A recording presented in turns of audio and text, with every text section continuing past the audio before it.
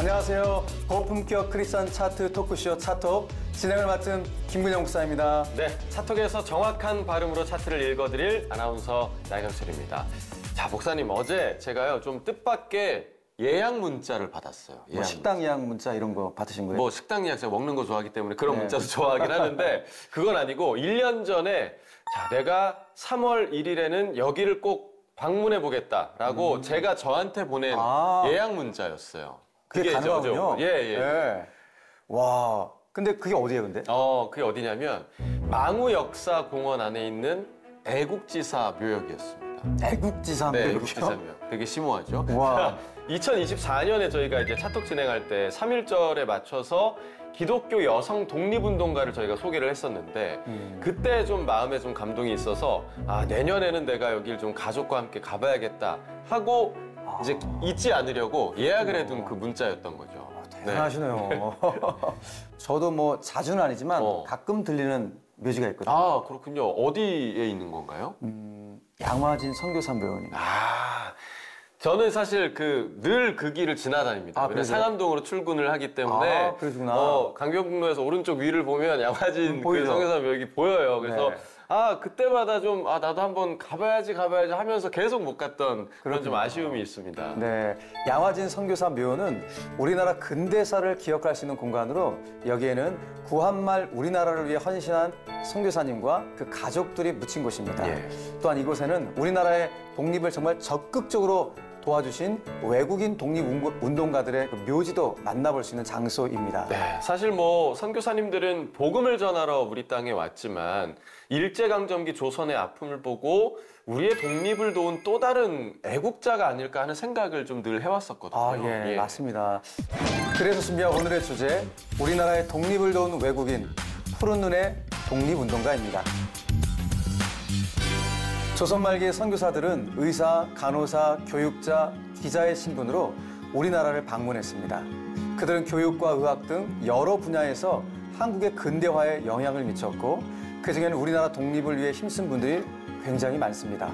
그래서 오늘은 제3의 애국자라 할 수 있는 푸른 눈의 독립운동가를 시청자 여러분께 소개해드리도록 하겠습니다. 네, 자, 오늘의 주제를 위해서 하이정 저서 그들은 휴머니스트였다와 한국 기독교 역사연구소 저서 3.1운동과 기독교 민족대표 16인 그리고 여러 기독 언론과 검색 엔진을 통해서 오늘의 차트를 정리해봤습니다. 네, 늘 그렇듯 오늘의 차트 역시 저희 차톡만의 지극히 주관적 관점에서 정리했다는 점 미리 말씀드리면서요. 푸른 눈의 독립운동가 그 흥미진진한 이야기 속으로 여러분을 초대합니다.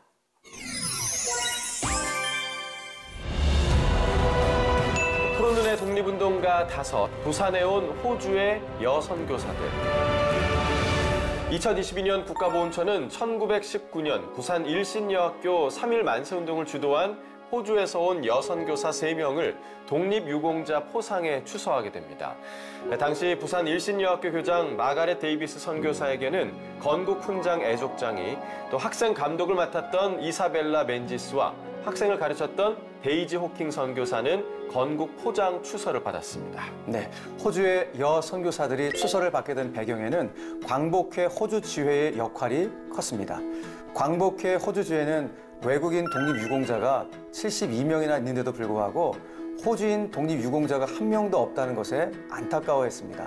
그래서 2021년 10월은 한국과 호주 수교 60주년이 되던 해에 광복회 호주주회는 1919년 3.1 만세운동에 참여했던 호주 선교사들을 독립유공자로 추서하게 됩니다. 논의 끝에 3명의 선교사는 2022년 독립유공자로 추서되었습니다. 네, 이들이 한국을 사랑하고 헌신적으로 섬겼던 건 호주에서 온 첫 선교사 조셉 헨리 데이비스 때문이었는데요. 이 데이비스 선교사는 조선에 도착한 지 6개월 만에 과로와 폐렴, 또 천연두로 목숨을 잃게 됩니다. 이 사실을 알게 된 호주 빅토리아주 장로교 연합회 여성 회원들은 1891년 이후 많은 선교사들을 한국으로 파송하게 됩니다. 이 시기에 여성 선교사 3인 이사벨라 맨지스, 마가렛 데이비스, 데이지 호킹이 일신여학교에 교사로 사역을 하게 됩니다. 마가렛 데이비스는 숙부였던 조셉 헨리 데이비스의 순교 정신을 이어받아 1914년 부산진 일신여학교 교장으로 부임해 일제의 악랄한 행위를 비난하며 이것은 하나님의 뜻이 아니다라고 일신여학교 학생들을 가르쳤습니다. 얼마 후 1919년 3.1 만세 운동이 전국으로 확산되자 3월 11일 일신여학교 교사와 학생들도 부산 좌천동 거리에서 시위를 벌였는데 여기에 마가렛도 참여하게 됩니다. 마가렛은 학생들과 함께 미리 준비한 태극기를 주민들에게 나눠주며 부르시오, 만세를 부르시오라며 시위에 동참하도록 권유했습니다. 네. 시위 당일 마가렛은 학생들과 함께 보안법 위반으로 검거가 됩니다. 3월 13일 불기소 처분을 받아 석방되지만 이후에도 시위와 관련해서 경찰의 혹독한 신문을 받아야 했습니다. 학생들에게 민족의식을 일깨워주던 마가렛은 1930년대 후반이 되자 위기를 맞게 됩니다. 총독부는 일선 학교에도 신사참배를 강요했고 이에 응하지 않으면 폐교하겠다라고 언포를 놨습니다. 1940년 일신여학교가 폐교되자 호주로 돌아간 마가렛은 1963년 생을 마감하게 됩니다. 이사벨라 맨지스는 부산에서 1891년부터 1924년까지 선교했습니다. 맨지스 선교사는 호주 선교부의 어머니 혹은 대모로 불릴 정도로 호주 선교사 중 중요한 위치를 차지하고 있었습니다. 호주 빅토리아주 여전도회 연합회의 파송으로 1891년 10월 한국으로 온 그녀는 부산 동구 좌천동에 정착해 지역 선교, 여성 및 아동 교육, 구제 등의 일을 수행했습니다. 그녀는 고아들을 위한 사역의 중요성을 인지하고 1893년 부산지방 최초의 고아원인 미우라 고아원을 시작했습니다. 미우라라는 이 단어의 말은 호주 원주민 언어로 안식처란 뜻을 가지고 있습니다. 1924년 은퇴하여 고국으로 돌아간 맨지스는 1935년생을 마감했습니다. 데이지 호킹은 1916년 3월 초 조선에 도착해서 부산으로 배치됐습니다. 이후에 마산과 부산을 오가며 한국어 교사와 함께 비기독교 가정의 어린이들을 위해서 일했고요. 여성을 위한 지역 사경회에서 교육을 맡기도 했습니다. 호킹은 1923년부터 1931년까지 부산 진에 근거를 두고 여성들 사이에서 복음을 전하고 또 교육을 하는 책임을 맡았습니다. 김해, 양산, 동래, 거창 지역을 순회했고 또 여성들을 위한 사경회를 조직하고 지도했으며 전도 부인들을 감독했습니다. 그녀는 주일학교를 조직하고 마을학교 교사들의 활동을 지도했으며 그들과 함께 복음을 전했습니다. 1941년 일본이 태평양 전쟁에 돌입하게 되면서 호킹은 다른 여성 교사들과 함께 철수했습니다. 1971년 그의 고향에서 생을 마감했습니다. 새 선교사에 대한 포상 수여식이 2022년 5월 3일 멜버른에 있는 스카츠 교회에서 있었는데요. 이날 선교사 후손 가족들은 한국 정부가 비록 시간이 지났지만 잊지 않고 공로를 인정해 준 것에 대해서 감사한 마음을 전하셨다고 합니다. 네. 여성 선교사 세 분의 이야기를 들어보니까 마태복음 20장 28절 말씀이 생각이 나는데 인자가 온 것은 섬김을 받으려 함이 아니라 도리어 섬기려 하고 자기 목숨을 많은 사람의 대속물로 주려 함이니라 라는 말씀이 좀 생각이 납니다. 자, 이 예수님의 말씀처럼 그들은 비록 이방인이었지만 우리나라를 사랑한 선교사이자 또 독립을 위해 싸웠던 진정한 독립운동가가 아니었을까 좀 생각이 드는데요. 네. 자, 푸른 눈의 독립운동가, 부산에 온 호주의 여선교사들이었습니다. 푸른 눈의 독립운동가 넷, 3.1 운동을 세계에 알린 앨버트 테일러. 한국인들이 독립을 선언하다 1919년 3월 13일 뉴욕타임즈 기사의 제목입니다. 이 기사를 쓴 사람은 미국인 사업가 앨버트 테일러입니다. 그는 대한제국 시대와 일제강점기 조선에서 활동한 사업가이자 언론인이었습니다. 테일러는 1919년 2월 28일 우연히 조선의 터를 들렀다가 도쿄에서 온 사람으로부터 고종 황제의 국장 취재를 맡아줄 사람을 찾는다는 그 이야기를 듣고 통신원에 일을 시작한 것으로 알려져 있습니다.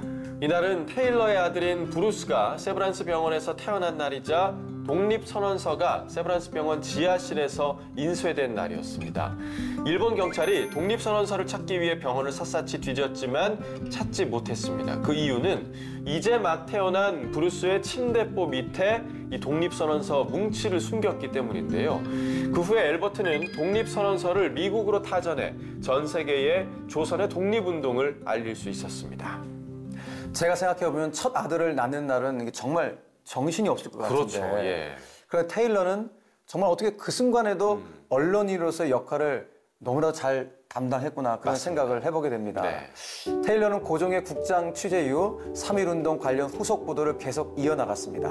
그는 4월 16일 일본군이 3.1운동에 대한 보복으로 경기도 화성시 제암리교회에서 주민들을 학살한 제암리 학살 사건 현장을 찾아 취재했습니다.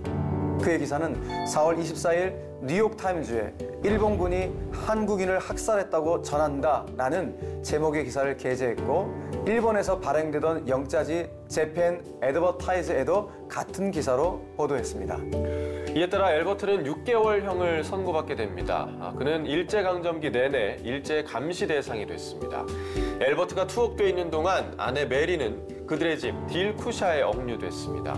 엘버트 부부는 태평양 전쟁이 일어나자 일제에 의해 추방이 됐습니다. 그러다 해방 이후 그가 사랑하는 한국으로 돌아와서 새 일을 시작해보려고 했지만 1948년 미국 캘리포니아에서 심장마비로 생을 마감하게 됩니다. 그는 평소 만일 자신이 한국 밖에서 죽으면 자신의 죄를 양화진에 있는 아버지 무덤 옆에 묻어달라라고 말을 했고요. 그의 유언대로 아버지 곁에 묻혔습니다. 부부가 머물렀던 이 딜쿠샤라는 건물은 2005년 테일러 부부의 아들인 브루스가 방문하면서 우리나라 근대 건축물로 주목을 받게 되었습니다. 2016년 서울시는 딜쿠샤의 원형 복원을 시작해 2020년 12월에 완공했습니다. 딜쿠샤는 인터넷 예약으로만 방문이 가능하다고 하니까요. 방문 전에 꼭 확인하시고 다녀오시길 바라겠고요. 자, 푸른 눈의 독립운동가 3.1운동을 세계에 알린 엘버트 테일러였습니다. 푸른 눈의 독립운동가 셋, 천천히 평온하게 서서평.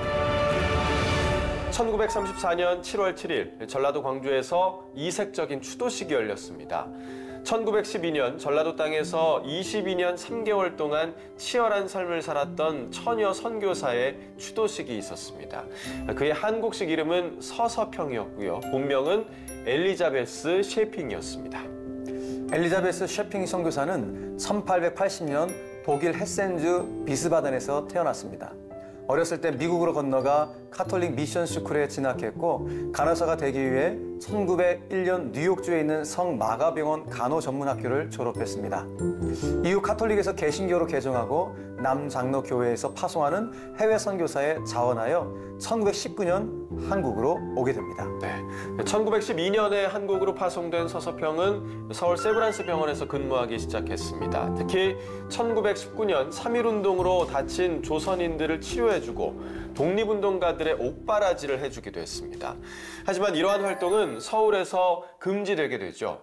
이후 그녀는 전라남도 광주로 내려가 재중원에서 의료활동과 여성들의 교육 및 인권 보호를 위해 힘썼습니다. 1922년 한국 최초의 여성신학교인 한일장신대학교의 전신인 이일 성경학교를 설립했고요. 조선의 여인들에게 성경 읽기와 초등학교 준비 과정에 해당하는 읽기와 쓰기를 가르쳤습니다. 나아가 부인조력회, 조선간호부회, 여전도의 연합회 등을 설립해서 여성의 교육과 권리 보호를 위해 앞장섰습니다. 네. 자, 저는 그 기독신문에서 이제 그분의 일대기를 접하기도 했었는데 기억에 남는 건 자신이 죽을 걸 미리 알고 그 시신을 의학연구용, 우리가 뭐 카데바라고 하죠. 의학연구용으로 기증한 게 아주 좀 인상적인 부분이었습니다. 그런데 그 시신을 해부해 봤더니 그 사인이 만성영양실조, 풍토병이었다는 것에 굉장히 좀 가슴이 좀 아프더라고요. 그러네요. 사실 선교사 생활비로 받았던 월급이라면 그래도 영양실조까지는 가지 않았을 것이다 라고 생각이 되어지는데요. 그럼에도 그가 영양실조로 죽었다는 소식은 선교사들뿐만 아니라 광주에 계신 시민들까지 굉장히 놀랐다고 합니다. 네, 당시 뭐 한센병 환자, 뭐 모든 이가 꺼리던 병이었는데 하지만 이 서서평 선교사는 환자를 돌보는 틈틈이 한 해에 3개월 이상 조랑말을 타고 지리산 자락과 광주 인근의 시골을 돌면서 이 한센병 환자를 치료했다는 기록이 또 남아 있습니다.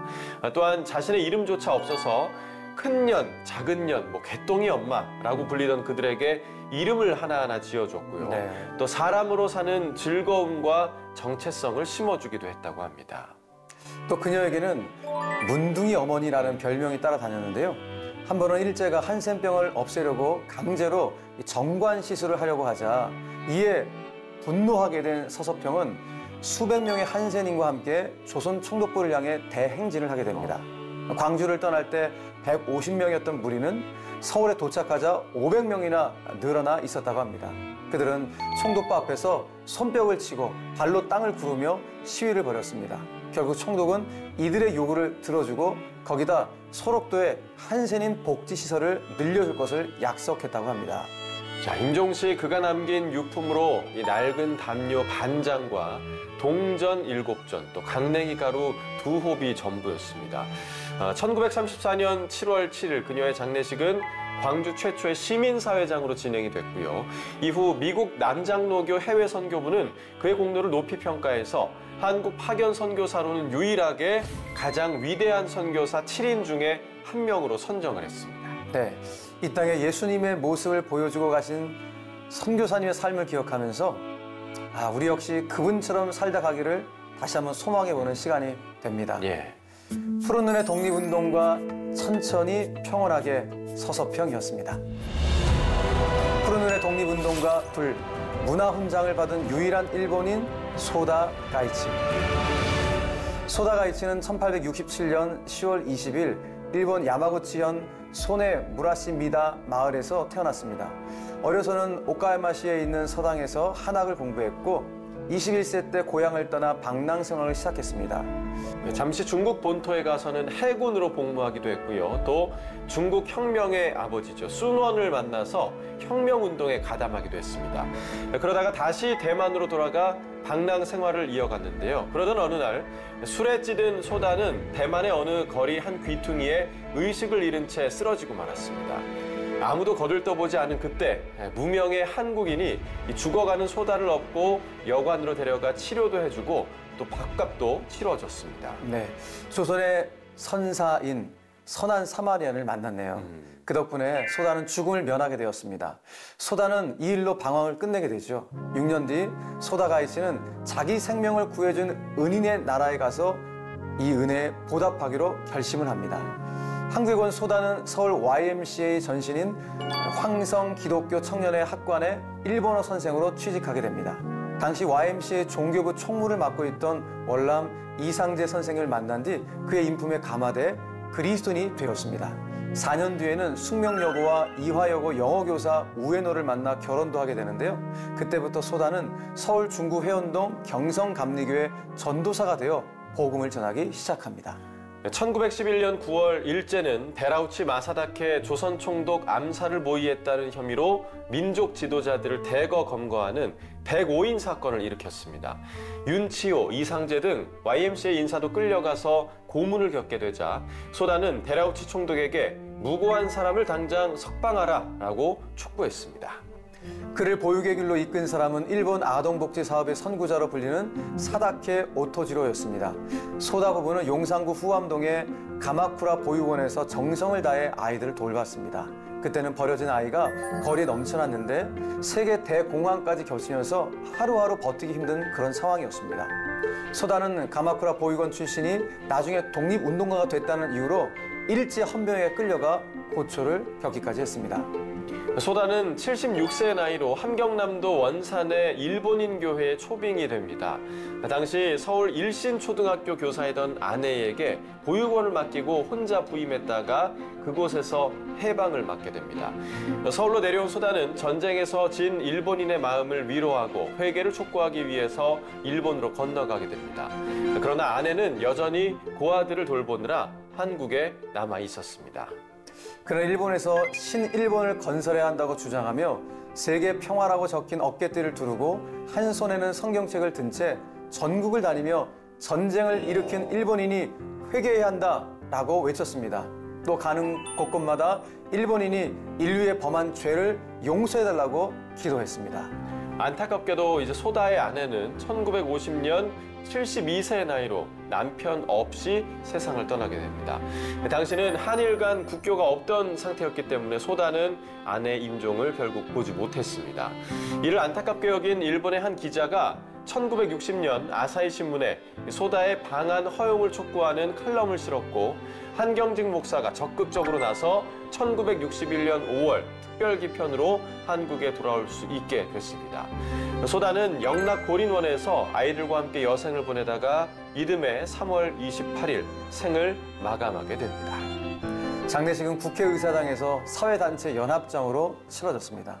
한경직 목사가 장례 예배를 인도했으며 소다 가이치는 양화진 선교사 모욕에 묻히게 됩니다. 한국 정부는 일본인 최초로 문화훈장을 추수했습니다. 네. 자, 소다 가이치는 푸른 눈을 가지지는 않았지만 그렇죠. 그럼에도 푸른 눈의 독립운동가에 넣은 이유는요. 침략국 일본인일지라도 그가 우리나라 독립운동을 위해 애쓰고 힘쓴 그 마음 우리가 꼭 기억해야 하기 때문이었습니다. 네. 자, 푸른 눈의 독립운동가 문화훈장을 받은 유일한 일본인 소다 가이치였습니다. 푸른 눈의 독립운동가 하나, 한국인보다 더 한국을 사랑한 호머 헐버트. 호머 헐버트, 그는 대한제국의 국권 회복을 위해 일제에 맞서 싸우다 강제 추방까지 당했던 미국인 독립운동가입니다. 이승만 대통령의 국빈 초청으로 새롭게 탄생한 대한민국의 광복절 행사에 참석하기 위해 1949년 7월 29일 인천항에 도착한 헐버트 박사는 그만 여독을 이기지 못하고 병석에 눕고 말았습니다.